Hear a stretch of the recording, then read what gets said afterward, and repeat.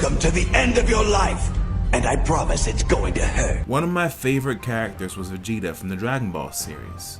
As a child, I always gravitated towards Vegeta rather than Goku, which is funny because the creator actually doesn't like Vegeta. He stated that he doesn't understand why people gravitate towards him. And so you can see that with the way he uses Vegeta in the storylines. Vegeta is a gauge character.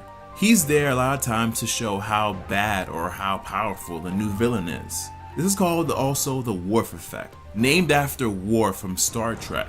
Now, Worf is a strong, powerful warrior who looks like he comes from a line of the ripest avocados. Everyone talks about how badass Worf is, and he's shown that a couple of times throughout the series. But how do you show the new character is super dangerous?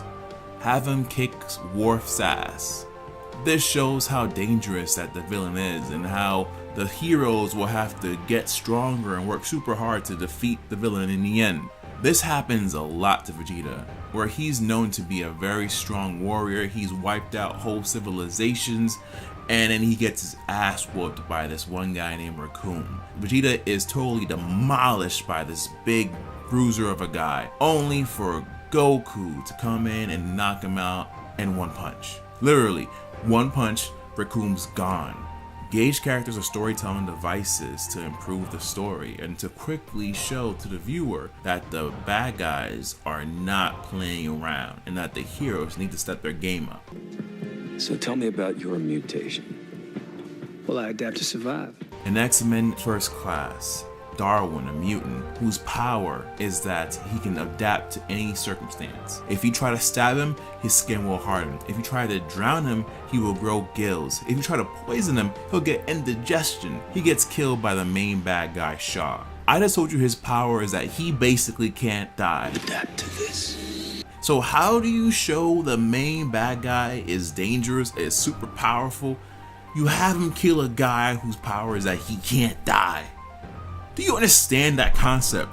This mutant cannot die because his power is that he evolves rapidly so that he survives, and you have the bad guy kill him. Ladies and gentlemen, that was a Gauge character. Now, once you see how powerful Shaw is by killing Darwin, whose power was that he literally can't die, it means something when Magneto gets his ass whooped and later on kills Shaw, showing you how stronger Magneto has gotten. Gauge characters or the Worf Effect or whatever you want to call it aren't exactly bad. Like I said, it helps speed up the stories. You don't have to have a long backstory. Basically, it's like going to prison. You find the biggest dude, knock him out, boom, now you're the baddest dude. Simple. Now, this can also be seen when Vegeta decided to sacrifice himself to save his family and the whole entire world, actually the universe when you think about it. He decided to put everything into one last shot to destroy the main villain of the series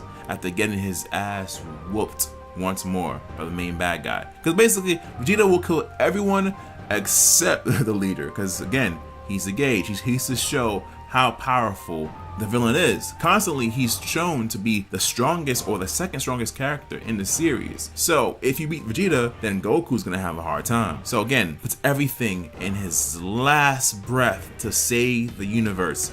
And the bad guy comes back to life, and guess who has to kill him? Goku.